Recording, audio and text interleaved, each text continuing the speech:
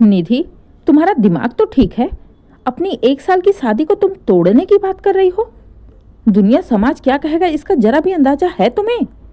निधि के फैसले को सुनकर उसके पापा आकाश जी उसके ऊपर चिल्ला पड़े। बाप बेटी की जोर जोर चिल्लाने की आवाज़ सुनकर हॉल में भागती हुई निधि की माँ कमला जी, निधि के भैया भाभी सभी इकट्ठे हो गए। सबकी नज़रें निधि के ऊपर ही थी। निधि लगातार रो रो कर अपने पापा से कह रही थी, पापा आप चाहे मेरे ऊपर चिल्लाएं, गुस्सा हो, नाराज हो, लेकिन मैं उस घर में उस इंसान के पास वापस नहीं जाऊंगी। आपको नहीं पता उसने क्या किया मेरे साथ। क्या कर दिया उसने तुम्हारे साथ निधि? ऐसा क्या कर दिया जो तुम इतना बड़ा फैसला लेने के लिए तैयार हो गई, वो भी बिना हमसे पूछे? अब तुम इतनी बड़ी हो गई कि अपने मन की मनमानी करोगी। पति की बातें सुन कमला जी निधि के पास जाती हैं।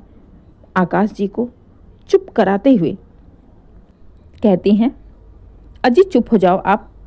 पहले बेटी को बैठने तो दो, सांस तो लेने दो, फिर बातें पूछना। ये क्या तरीका है? घर में घुसते ही उस पर चिल्लाना शुरू कर दिया। कहते हुए कमला जी निधि को पकड़ कर ले आती हैं और सोफे पर बैठाकर पास में रखा हुआ पानी पिलाते हुए कहती हैं, शांत हो जाओ बेटा, पहले सांस ले ले, इसके बाद आराम से बताओ क्या बात है, क्यों आ गई तुम वापस अपने ससुराल छोड़कर? माँ की बातें सुन निधि ने पापा, माँ, भैया, भाभी सबको एक नज़र देखा और फिर बोली, माँ, बिपिन ने मुझे बहुत मारा, बाल पकड़ के घसीटते हुए सीढ़ियों से नीचे ले गया। पूरे परिवार के सामने मुझे लातों से, हाथों से जी भर कर मारा। अपने हिसाब से वो मुझे मरा हुआ छोड़ गया था। क्या? लेकिन क्यों बेटा? ऐसी क्या बात हो गई थी जो दामाद जी तुम्हें मारने लगे? बेटी की बात सुन गुस्से में पूछा कमला जी ने। तो निधि दुख भरी हंसी हंसते हुए बोली, माँ, ये कोई एक दिन की बात हो तो बताऊं। बिपिन को तो बस जैसे मुझे मारने का बहाना चाहिए। उनकी नज़रों में मैं इंसान ही नहीं हूँ। उनकी नज़रों में ना मुझे दर्द होता है, ना तकलीफ़ होती है, ना मेरी कोई इच्छा है, ना ख्वाहिश है। जितनी बुरी तरह से वो मुझे मारते हैं, पीटते हैं, ऐसे तो कोई जानवरों को भी ना मारे। छोटी छोटी बातों पर कब हाथ उड़ जाए पता ही नहीं रहता। उनके पास जाने से मुझे डर लगता है कि कब किस बात से नाराज़ हो जाए और कब हाथ में जो भी हो उससे खींचकर मार दे। निधि की बात सुन कमला जी की आंखों में आंसू आ गए। वो रोते हुए बोली, बेटा ये सब तो तुमने हमें पहले क्यों नहीं बताया, आज बता रही हो? माँ की बातें सुन निधि ने पापा की ओर देखा जो गुस्से में निधि को देखे जा रहे थे। तो निधि ने कहा, माँ, मैंने पापा को पहले ये सारी बातें बताई थी, लेकिन पापा ने ये कहते हुए बात को टाल दिया कि पति पत्नी के बीच में छोटी मोटी लड़ाइयाँ होती रहती हैं। बात का बतंगड़ बनाने की ज़रूरत नहीं है। चुपचाप अपने परिवार पर ध्यान दो। तो क्या करती माँ? और वैसे भी बताकर क्या फ़ायदा? पहले भी बताकर वही होता ना जो आज हो रहा है। आज भी मेरा बाप मुझे समझने को तैयार ही नहीं है। अभी भी मुझे दरवाजे पर देखकर बातें सुनाने लगे। एक बार भी नहीं मुझे देखा, न मेरी हालत को देखा। हाँ तो क्या गलत कर दिया मैंने? क्या गलत कहा? बेटी का घर उजड़ने से बचाना गलत है तो गलत हूं मैं, चिढ़ते हुए बोले आकाश जी। निधि, तुम्हारी नज़रों में मैं लाख घटिया बाप हूं, मगर तुम्हारा घर बस जाए तो मैं तुम्हारी नज़रों में घटिया बनने के लिए भी तैयार हूं, समझी तुम? निधि की बात सुन गुस्से में बोल पड़े आकाश जी। आकाश जी के तेवर देख कमला जी उनके ऊपर चिल्ला पड़ी, अरे चुप हो जाओ, इतने कठोर दिल मत बनो। बेटी की हालत तो देखो, कितनी बुरी तरह से मारा है उस राक्षस ने इसे। ऐसे घर में भला वो कैसे रह सकती है? देखो कमला, तुम ज़्यादा उसे सर पर मत चढ़ाओ। ज़्यादातर बेटियों के घर तुम्हारे जैसी माँ की वजह से बर्बाद होते हैं। माना कि बिपिन थोड़ा गुस्से वाला है, बाकी तो उस परिवार में सब लोग सही है ना। सास, ससुर, ननद, वो सब तो अच्छे हैं ना। ये खुद बताती है अपने मुंह से। पति पत्नी की लड़ाई में किसके बीच नहीं होती है। तो मतलब क्या घर छोड़कर चले आए? आकाश जी की बातें सुन रोते हुए निधि ने कहा, पापा, पूरा परिवार ठीक होकर भी क्या करेगा, जब जिसके साथ पूरी जिंदगी गुजारनी है, जो मेरे सुख का दुख का साथी है, जब उसी के साथ मैं एक मिनट भी चैन से नहीं रह सकती, सुकून से नहीं रह सकती। 24 घंटे एक डर सब बना रहता है कि कब मारने लगेगा। पापा, पूरा परिवार खराब हो और पति का साथ रहे तो लड़की पूरी जिंदगी हंसी हंसी गुजार देगी, लेकिन जिसके साथ जिंदगी गुजारनी है अगर वही ठीक ना हो, परिवार का साथ लेकर क्या करूंगी?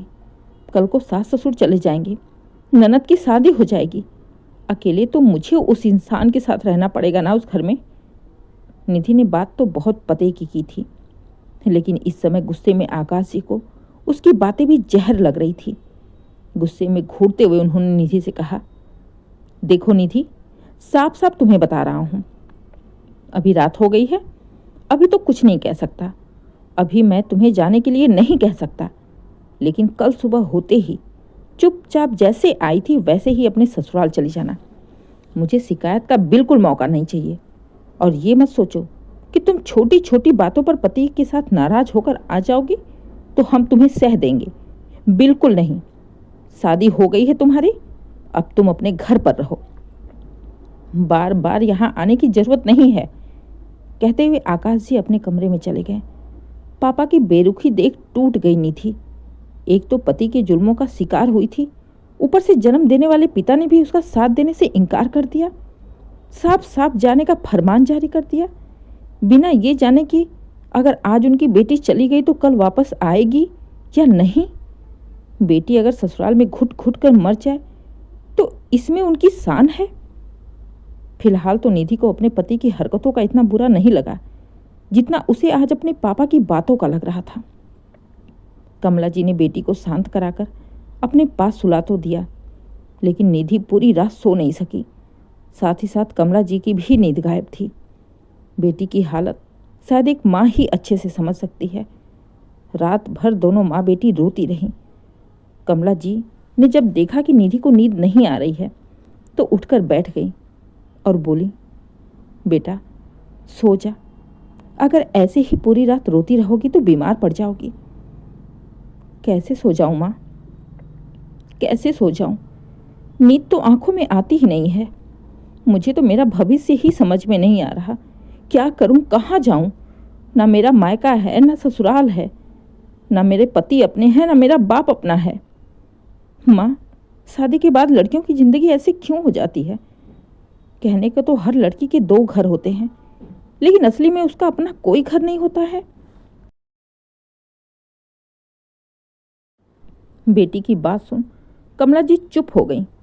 सही तो कह रही थी निधि कि कहने के लिए तो 2 घर होते हैं हर औरत के, लेकिन उसका अपना कोई घर नहीं होता। सोच में डूब गई कमला जी कि तभी निधि ने कहा, माँ, शादी से पहले मैं इस घर में कितने हक के साथ रहती थी ना, कि ये मेरा घर है, ये मेरा घर है। लेकिन शादी के बाद ऐसा क्या हो जाता है कि ये घर छूट जाता है? ना ये घर मेरा है, ना यहाँ के लोग मेरे हैं। माँ, मुझे पता होता कि असलियत ये होती है तो मैं कभी शादी ही नहीं करती। कम से कम ये गलत फहमी तो नहीं रहती कि ये मेरे अपने हैं। कहते हुए निधि रो पड़ी। आंखों ही आंखों में पूरी रात निकल गई। सुबह सुबह सब लोग जाग चुके थे।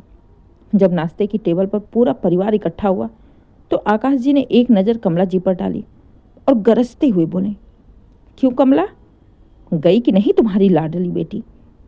पति की बात सुन कमला जी ने कहा, नहीं गई और अभी नहीं जाएगी, 2-3 दिन रुक कर ही जाएगी। आप उसे अब कुछ भी नहीं कहेंगे। पूरी रात सो नहीं पाई है, रोती रही पूरी रात वो। देखो कमला, अब मेरे सब्र का इम्तहान मत लो। ऐसा ना हो कि मैं कुछ ऐसा कर बैठूं कि तुम दोनों माँ बेटी को जिंदगी भर रोना पड़े। बेटी का घर फूकने में जरा भी कसर नहीं छोड़ी है तुमने। मैं जा रहा हूँ, किसी काम से 2 घंटे में आऊँगा। इस बीच बेहतर होगा कि अपनी बेटी को जाकर समझाओ और उसे वापस भेज दो। आने के बाद मुझे वो इस घर में दोबारा दिखाई नहीं देनी चाहिए। कहते हुए आकाश जी गुस्से में बाहर चले गए। निधि माँ के कमरे में दरवाजे के पास खड़ी पापा की सारी बातें सुन ली। आंखों के आंसू तो रो रो कर सूख चुके थे। आखिरकार कुछ सोचते हुए उसने अपना बैग उठाया और चल पड़ी। कहाँ जाना है इसका कुछ पता नहीं, बस चले जा रही थी। अब उसका मन इस शहर में रहने का ही नहीं कर रहा था, जहाँ कहने को उसके दो दो घर थे, लेकिन जगह ठिकाना एक जगह भी नहीं था। आखिरकार निधि चल पड़ी रेलवे स्टेशन की ओर और ट्रेन में बैठकर चल पड़ी किसी अनजान शहर में। ट्रेन कहाँ ले जा रही थी ये उसे पता भी नहीं था, बस चली जा रही थी। जब लास्ट स्टेशन आया तो आखिरकार निधि भी उतर गई। छोड़कर तो आ गई थी वो अपनी पुरानी जिंदगी, पुरानी दुनिया, सारे रिश्ते, सारे नाते, लेकिन इस नए शहर में, अनजान शहर में अब जाए तो जाए कहाँ। ना उसके पास रहने का ठिकाना है, ना खाने के पैसे। थके हारे कदमों में एक मंदिर के पास जाकर बैठ गई। क्या करे, कहाँ जाए? मंदिर ही एक ऐसी जगह थी जहाँ बैठने के पैसे नहीं लगते थे, लेकिन मंदिर में भी कोई कब तक रुकेगा। इसी उधेड़ बुन में वो पड़ी रही कि करीब 2 घंटे बाद किसी ने उसे पीछे से आवाज़ दी, निधि तुम यहाँ? अनजान शहर में अपना नाम सुनकर निधि चौंक पड़ी। पीछे मुड़कर देखा तो आर्यन खड़ा था, जो मुस्कुराते हुए निधि को देख रहा था। आर्यन को देख निधि आर्यन आकर उसके बगल में बैठ गया। निधि का उदास चेहरा देख आर्यन गंभीर हो गया। क्या बात है निधि, तुम उदास लग रही हो? और यहाँ कैसे? अकेले आई हो या कोई और है तुम्हारे साथ?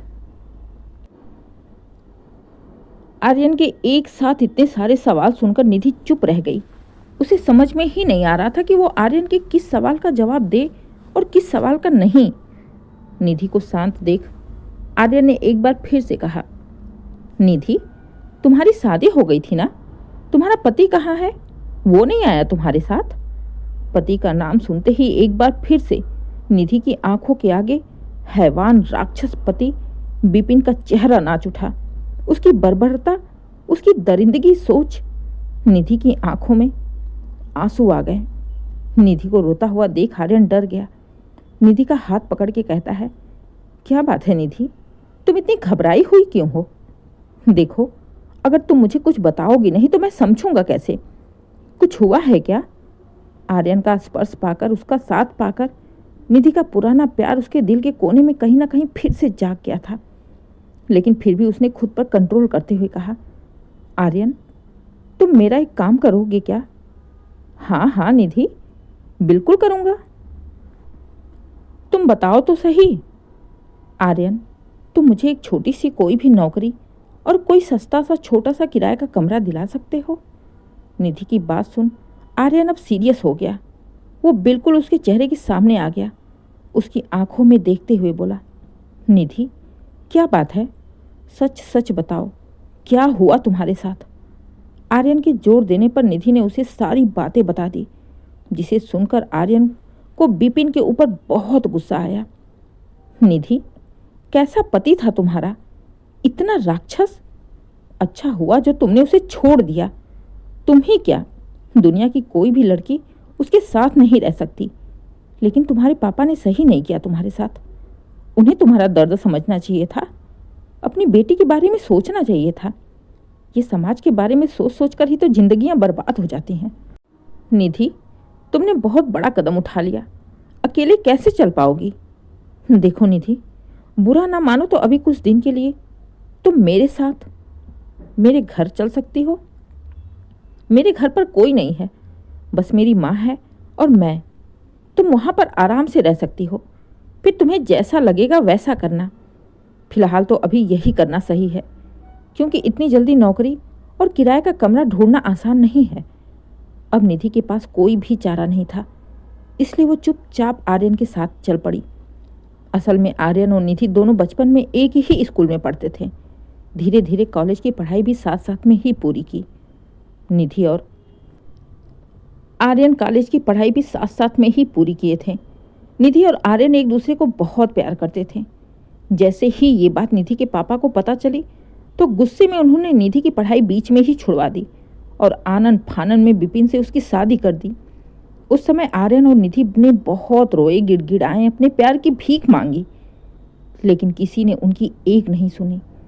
जल्दीबाजी का रिश्ता और आकाश जी के झूठी शान के चक्कर में आज निधि की पूरी जिंदगी बर्बाद हो चुकी थी। वो ऐसे राक्षस के हत्थे चढ़ गई जो आए दिन उसे जानवरों की तरह मारता था, पीटता था। इसके बावजूद भी आकाश जी हमेशा निधि को ही झुकने के लिए बोलते थे। उन्होंने कभी भी अपनी बेटी का दर्द समझने की कोशिश ही नहीं की। इसीलिए तो मजबूरी में निधि को वो घर, वो शहर छोड़कर यहाँ आना पड़ा, जहाँ उसे उसका पुराना प्यार आर्यन मिल गया। आर्यन के घर जाकर निधि को पता चला कि अभी तक आर्यन ने शादी नहीं की है। आर्यन की कोई बहन नहीं थी, पापा भी नहीं थे, बस एक माँ ही थी। आर्यन की माँ निधि का बहुत ख्याल रखती थी। इधर निधि अपनी नौकरी की तलाश में थी कि एक दिन बातों ही बातों में आर्यन की माँ ने निधि से कहा, निधि बेटा, आर्यन तो तुम्हारे बचपन का दोस्त है ना, मेरी बात तो सुनता नहीं है।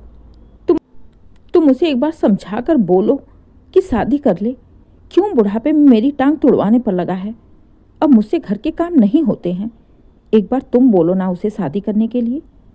आर्यन की माँ की बातें सुन निधि ने उन्हें आश्वासन दिया कि वो इस बारे में आर्यन से जरूर बात करेंगी। शाम को आर्यन आया, खाना पीना हुआ, सब लोग साथ में हॉल में टीवी देखने बैठे तो मौका देखकर निधि ने बात छेड़ दी, आर्यन कुछ माँ जी का भी ख्याल करो। पूरे दिन घर में अकेली रहती हैं, अपने लिए ना सही, कम से कम माँ जी के लिए तो शादी कर लो। निधि के मुंह से शादी की बात सुन आर्यन थोड़ा गंभीर हो गया। एक नज़र उसने माँ पर डाली, इसके बाद निधि पर। थोड़ी देर चुप रहने के बाद बोला, निधि अगर तुम चाहती हो कि मैं शादी कर लूँ तो ज़रूर करूँगा, लेकिन निधि उससे पहले मैं तुमसे कुछ कहना चाहता हूँ। निधि आर्यन को गौर से देखने लगी तो आर्यन ने कहा, निधि मैं जानता हूँ कि तुमने अपनी ज़िंदगी में बहुत दुख झेला है। 1 साल की शादी में तुमने पूरी दुनिया देख ली, लेकिन क्या तुम अपनी पिछली सारी ज़िंदगी भूलकर एक बार फिर से मेरे साथ आगे बढ़ने की कोशिश करोगी? क्या तुम मुझसे शादी करोगी? तुम्हें कोई ज़बरदस्ती नहीं है। अगर तुम नहीं चाहती तो मैं तुमसे ज़बरदस्ती नहीं करूँगा, लेकिन एक बात तो है निधि कि अभी तुम्हारी ज़िंदगी शुरू भी नहीं हुई है। आज नहीं तो कल तुम्हें दूसरी शादी करनी ही पड़ेगी। तो इससे अच्छा क्यों ना हम अपने आप को एक मौका दे दें। आर्यन की बात सुन निधि शांत रही। कुछ सोचते हुए निधि ने कहा, आर्यन तुम्हें पता है ना कि मैं तुम्हारी पहली वाली निधि नहीं रह गई। मुझे सब पता है निधि, मुझे सब पता है, सब कुछ जानता हूँ मैं, लेकिन फिर भी मैं तुमसे सब कुछ भूलकर तुम्हें अपनाना चाहता हूँ। क्या तुम मेरा साथ नहीं दोगी? लेकिन आर्यन, माँ जी।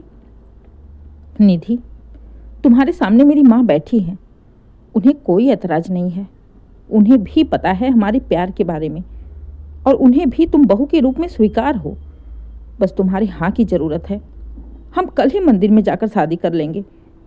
निधि प्लीज़ सब कुछ भूलकर मेरे साथ एक नई जिंदगी शुरू कर लो। कहते हुए आर्यन ने निधि का हाथ पकड़ लिया। आर्यन का उससे शादी करना, शादी के लिए मनाना, ऐसे बच्चों की तरह जिद करना देख निधि ने भी शादी के लिए हाँ कर दी, क्योंकि कभी ना कभी तो उसने आर्यन को दिल से प्यार किया था। ये अलग बात है कि उसकी शादी ज़बरदस्ती उसके पापा ने विपिन से कर दी थी, लेकिन अब उसने विपिन से भी रिश्ता तोड़ लिया था। अब कहीं ना कहीं निधि को एहसास हो गया था कि बहुत जी ली वो दूसरे के बंधनों में बंधकर वो अपनी ज़िंदगी अपने हिसाब से अपने आर्यन के साथ बिताएगी। सही कहा था आर्यन ने, जिंदगी बहुत बड़ी है, आज नहीं तो कल शादी तो करनी ही पड़ेगी। तो क्यों ना मैं अपनी मर्जी से अपने प्यार से शादी कर लूँ। बस विपिन से तलाक लेकर आर्यन के साथ मंदिर में शादी कर ली। कुछ दिनों बाद ही जाने कैसे आकाश जी को निधि और आर्यन की शादी के बारे में पता चल गया, तो फ़ोन करके उन्होंने निधि को बहुत भला बुरा कहा। उन्होंने साफ साफ कह दिया कि आज के बाद तुम्हारा मायका तुम्हारे लिए ख़त्म है। तुम्हारे माँ बाप तुम्हारे लिए मर गए हैं और तुम हमारे लिए मर गई हो। आइंदा से तुम अपनी शक्ल हमें मत दिखाना।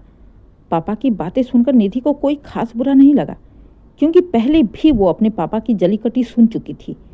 इसलिए निधि ने अपने मायके वालों से रिश्ता ख़त्म करने में ही अपनी भलाई समझी। बस एक माँ थी जो निधि के लिए परेशान रहती थीं, जो चोरी छुपे निधि से बातें करती। निधि भी माँ से बातें कर खुद को तसल्ली दे देती। अब वो अपनी पुरानी पिछली सारी जिंदगी को भूल चुकी थी, एक बुरा सपना समझकर।